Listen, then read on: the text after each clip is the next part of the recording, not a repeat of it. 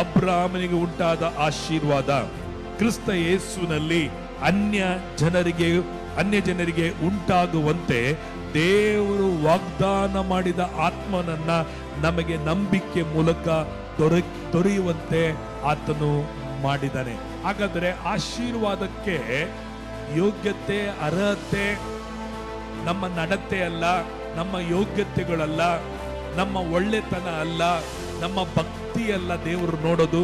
ದೇವರು ನಮ್ಮಲ್ಲಿ ನೋಡುವಂಥದ್ದು ಏನಂದ್ರೆ ನಂಬಿಕೆಯನ್ನ ನೋಡುವಂತವರಾಗಿದ್ದಾರೆ. ನಾವು ಆಶೀರ್ವಾದ ಹೊಂದಿಕೊಳ್ಳಕ್ಕೆ 5 ಸ್ಟೆಪ್ 6 ಸ್ಟೆಪ್ ಅಲ್ಲ, ಒಂದೇ ಒಂದು ಮಾರ್ಗ. ಅದು ಏನಾಗಿದೆ? ನಂಬಿಕೆ. ಆ ನಂಬಿಕೆ ಯಾರ ಮೇಲೆ? ಕ್ರಿಸ್ತನ ಮೇಲೆ ನಮ್ಮ ನಂಬಿಕೆ ಇದೆ. ಹಾಗಾದರೆ ಇವತ್ತು ಯಾರೆಲ್ಲ ಕ್ರಿಸ್ತನ ಮೇಲೆ ನೀವು ನಂಬಿಕೆ ಇಟ್ಟಿದ್ದೀರೋ ನೀವೆಲ್ಲರೂ ದರಿದ್ರರಲ್ಲ, ನೀವು ಸೌಭಾಗ್ಯವುಳ್ಳವರು, ಧನ್ಯರು, ನೀವು ಭಾಗ್ಯವಂತರು.